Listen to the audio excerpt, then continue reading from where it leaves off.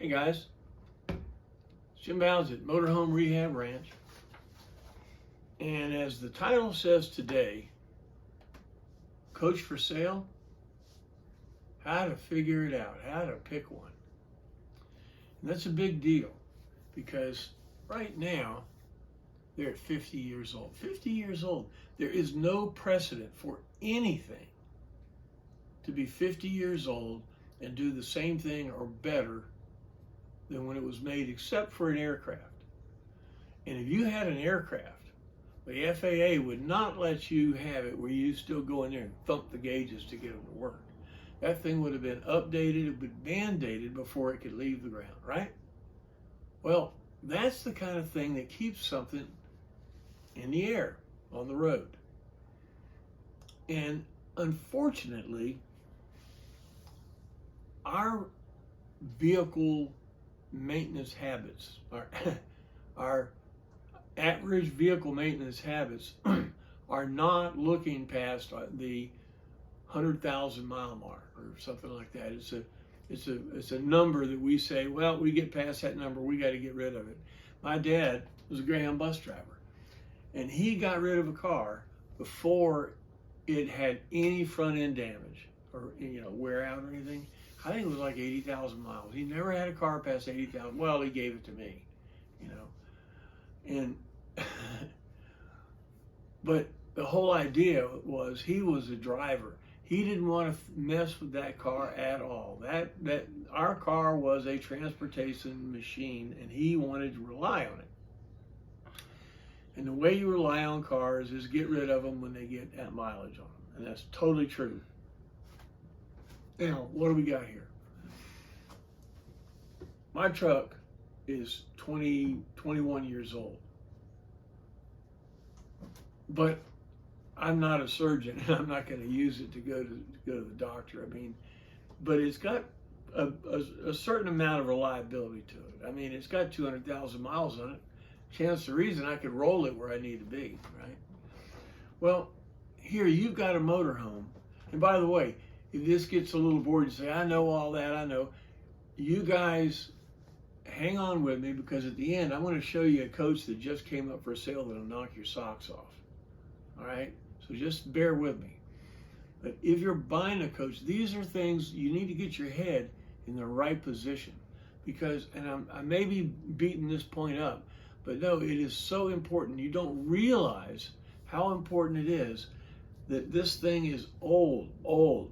Everything's old. Things that we ran into, like a metal plate with a hole in it that was wore out. Age, just sitting. It might be low mileage, but we're having to deal with age, okay? Gasket failure, the half-life of plastic. We're dealing with that. How long can ABS handle it in UV before it turns into mush? Well, I've seen a lot of mush. All right, so you've got to think of the age of the coach, that you're not trying to buy a used 2010 Toyota Dolphin. Okay, you're not just say, well, what kind of mileage has it got? You can ask the mileage, but understand if it's below, it's over 100,000 miles. By the way you can tell, go look at the lower ball joint. Lower ball joint originally was riveted in. If you get up under there and the ball joint's riveted in, I can tell you that that's probably original mileage, because the ball joints go out at about 60 or 80,000 miles. 100,000 mile lower ball joint would be worn out. You follow? Now, if the lower ball joint is bolted in and it looks reasonably fresh, it may have only gone over once. If the ball joint in there is bolted in and looks nasty as everything else, it may have gone over twice. So if you want to know your age or close to it, check your lower ball joints. All right. How to get one of these? Well, first, why are you getting it? Are you getting it for an object of your frustration? Well, it's a good one. I mess with old cars. I'd sleep under them for 4 or 5 years and then sell it, not even break even, and thought I did a good thing. I lost money. My wife reminded me of that. This is a great object of your frustration because the time and the money that you put in it can be used more than that object of frustration sitting there in front of your lawn chair hoping nobody will touch it at a car show. I mean, you know, you spend a lot of money to be able to be fretting about that kind of stuff. You put money in a motorhome like this, and I'm not going to tell you you're going to make money because most people do not make money.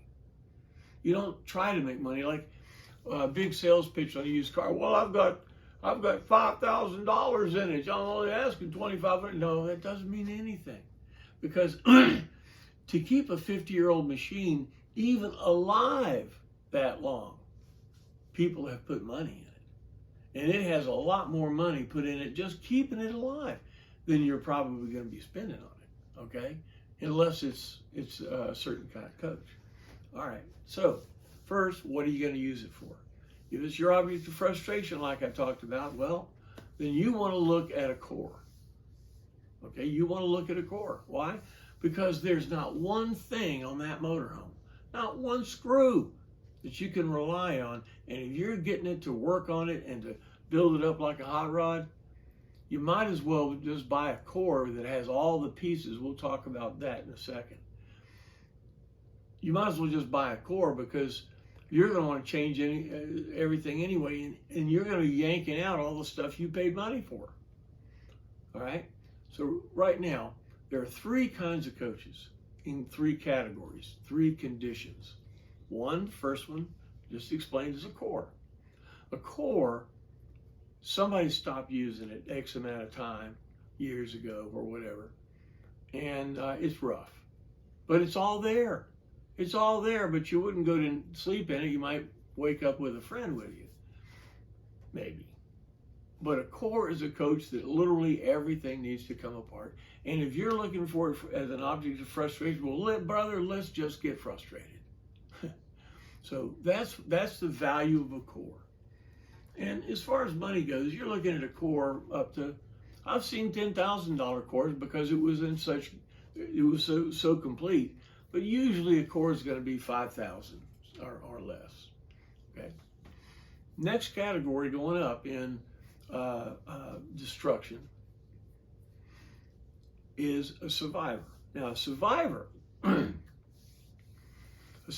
might look pretty good because the guy that had it before, or maybe one or two people before, has spent money to make it look better. Might have some lips on that pig. Might look pretty decent. Okay? Might be nice new carpet. But what's under the carpet? A survivor is a coach that's been cared for, kept, loved, and all this, and updated to keep it, comfortable, good looking, and as maintenance as possible. But it is a survivor. There are parts on that thing that nobody's ever touched. There are parts on it that somebody has replaced that needs replacing again. Remember, there is no precedent for anything being 50 years old to work. Okay? So a survivor is a coach that you're going to piddle with. You're going to do a brake job, and you're going to be in the middle of that, and then you're going to realize your bogey arms are wore out. And you're going to be working on that, and then you're going to say, well, I might as well do the bearings, because one of them spun. So you're building reliability, and a survivor is a good coach because you can use it as you work on it. Because a lot of survivors are pretty comfortable. But you pull the carpet up and go, whoa, there's some wood missing. Needs a little love there. So a survivor has its place. And you're going to find a survivor, a decent survivor. I've seen them as low as $10,000, but usually 10 to 25, somewhere in there. Because when you get that, you're gonna know that you're gonna need more money, because that's an e-ticket ride to take over what somebody else has been doing. Okay, and there will be work to be done right away. Guy comes in, man, I just bought this thing and it's already broke. No, no, no, no, no. It's been trying to break now for 10 years. You were just the one that had the keys in your hand when it decided to do it. Right? Mm-hmm. Some guy comes to me and says, seems like every time I get in this thing, it needs something. Well, I say, well, get in it more. Use it between something breaking. Because that's a classic example of a survivor. Okay? A survivor has been maintained, and when things fall off, they glue it back on. But the question is, what's the next thing to go? Was the paint done right? Because survivors, a lot of survivors' work is being done by people that have been doing that, have never been doing that. They'll be working that for the first time. And like you got a machinist that's been working on an Oldsmobile for the first time. He goes to put seats in the head, he cuts into the water jackets because he's not run into a few of the little peculiarities that you have with an Oldsmobile. It's the first time that you put a wall up. It doesn't look bad. It would look better if you took it down and did it again, but you know, how committed are you? Okay? So a lot of the work on a survivor, if it had work done to it, which is good, is going to be the product of the first time somebody worked on it. See what I'm saying? Now comes, and that's fine. That's what I have. JG is a survivor who came to me. I've been maintaining it. Actually, JG's been a lab rat, but I have not restored it. Okay, so I have a survivor, and I'm very, very happy with it. You can be happy with a survivor if you want to tinker, you know, and you can do enough to it to build enough reliability up in it that you can feel confident in going. You'll always need a set of tools with a survivor. Okay, you're going to need to bring a set of tools and a couple of parts that maybe you might need, like ignition parts and you know, if you have electric fuel pump, an extra fuel pump, things like that. And I'm not talking just the motor. I mean, I'm talking the suspension, the brakes, all these things have got to have maintenance done. And over 50 years, was the maintenance on all that stuff done well? And where is it now? The question is, what is it that you're looking at in front of you right then? You're buying an old vehicle. What is it now as it's presented? Make sense? All right. So that would be if you get a third category restored coach. What does that mean? Does that mean he washed it twice?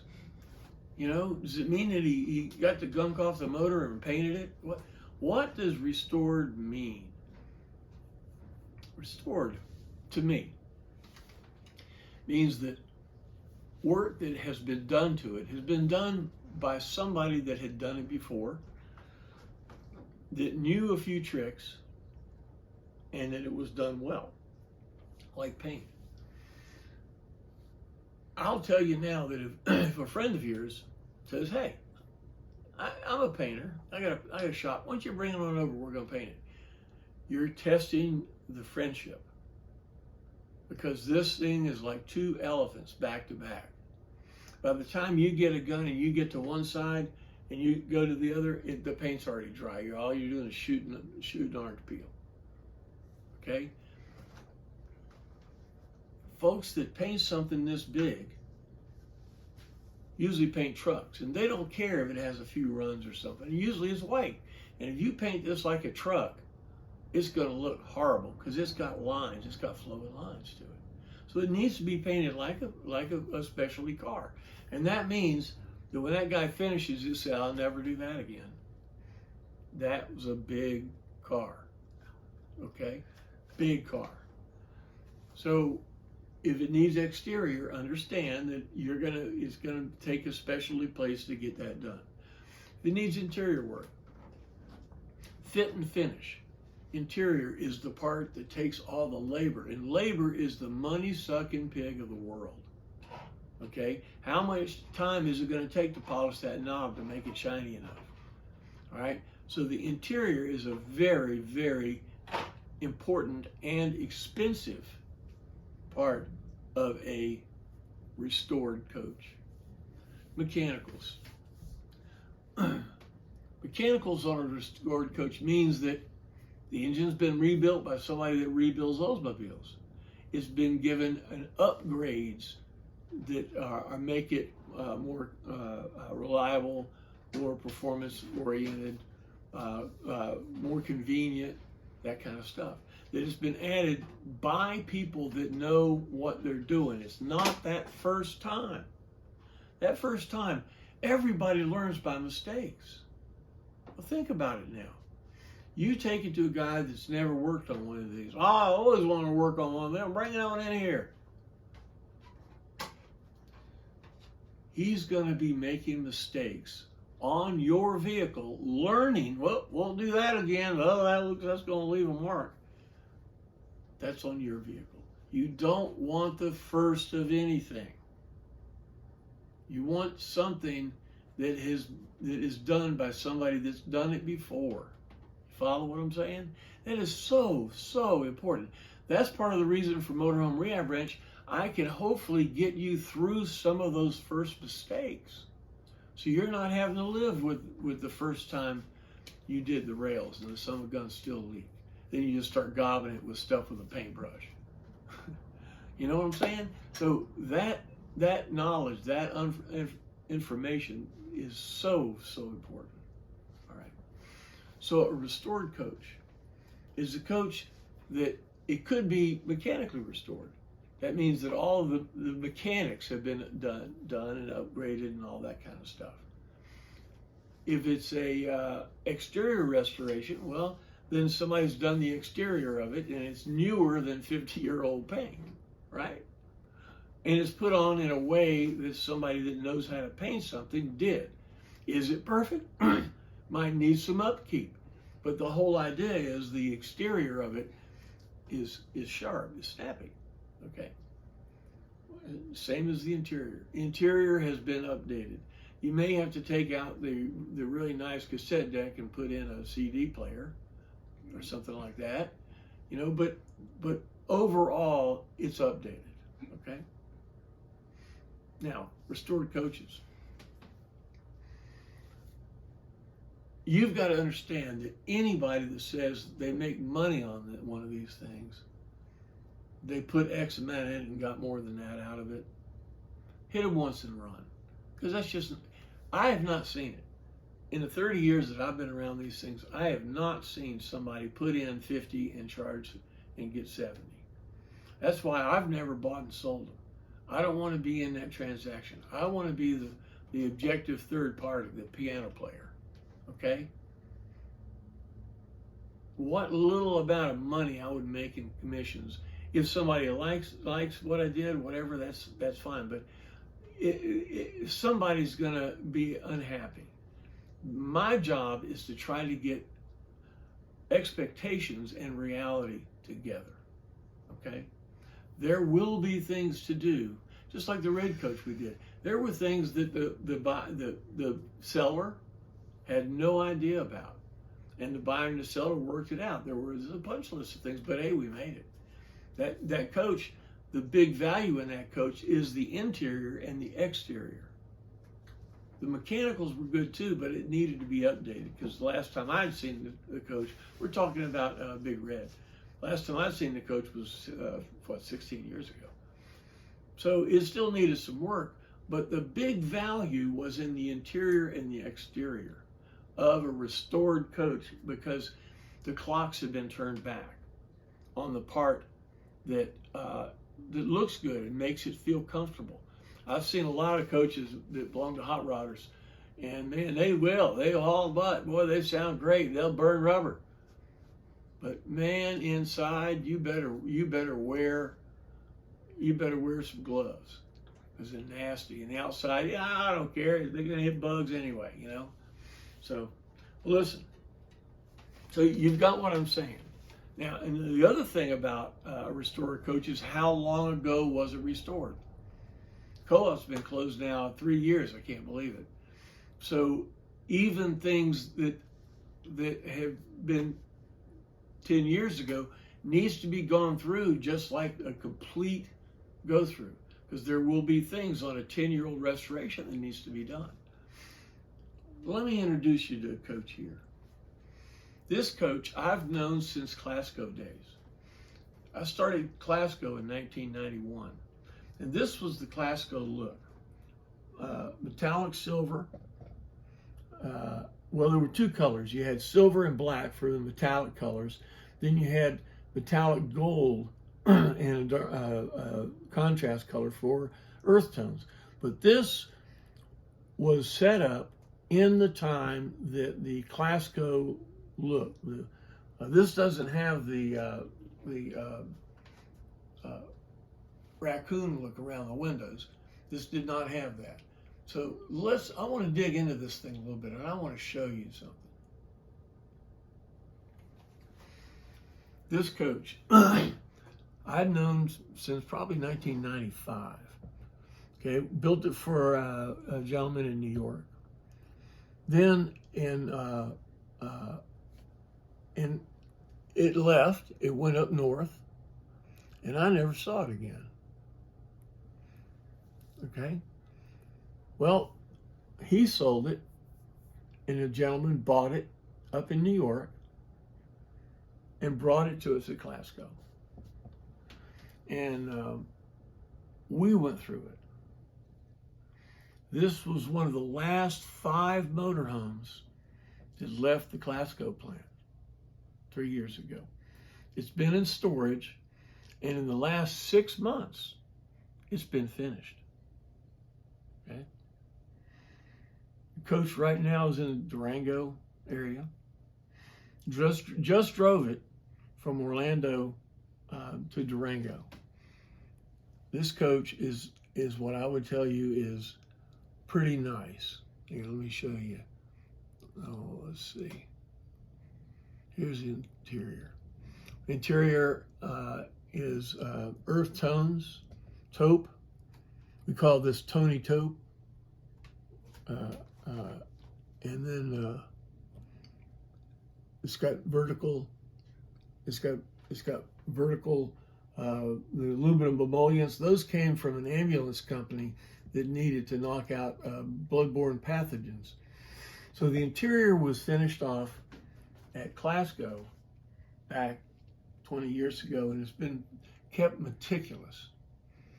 All right, it has a fresh new Onan 2600 generator in it. Okay, it's got one of my fire suppression systems, firefight fire suppression systems right there.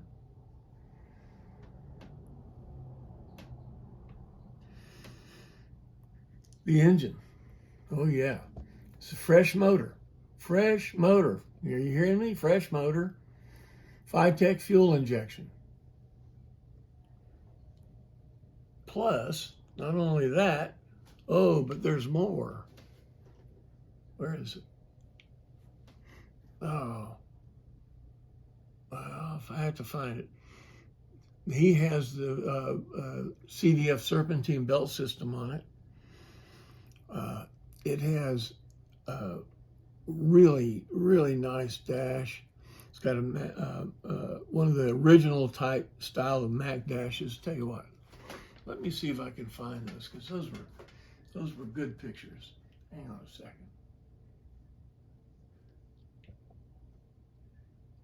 Let's see. Yeah, here we go. By the way, all these pictures will be at the bottom. He's got the serpentine belt system. That's when it was being put in. All right. There's the dash when it was being put in. It's one of the Mac dashes. It's a digital GPS speedometer.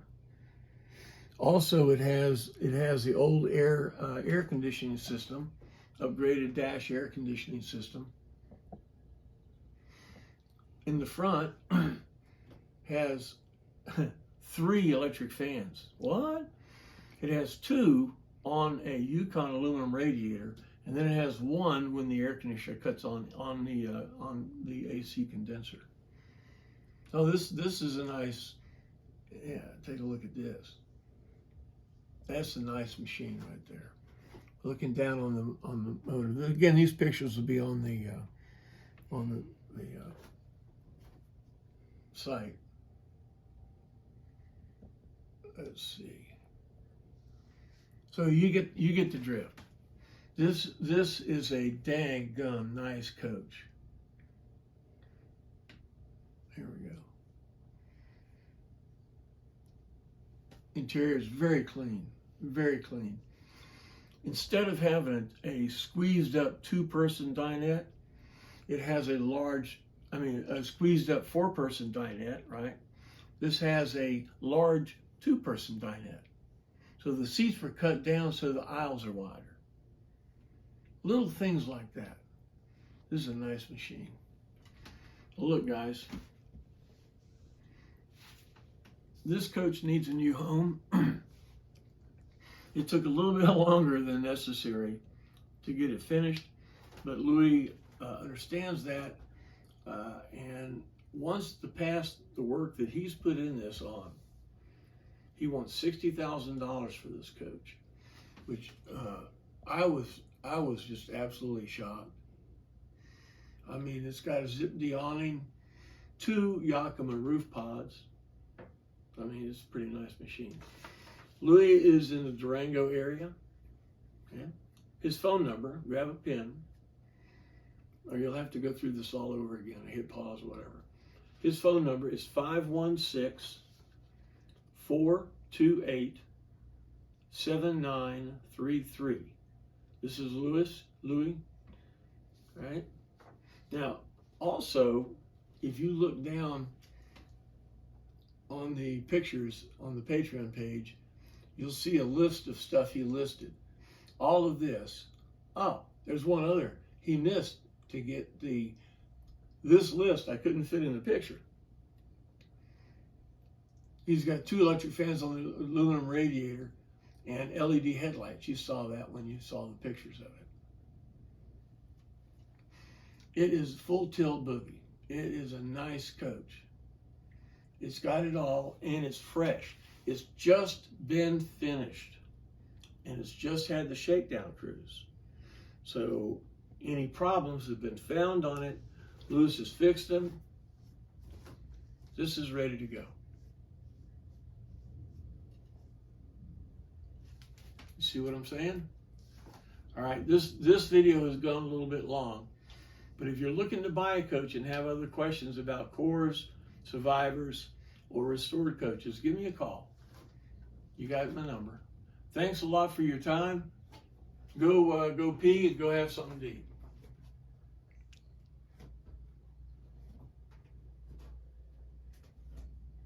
Yeah, those are Auto Modelo models. Look up automodelo.com. Nice stuff.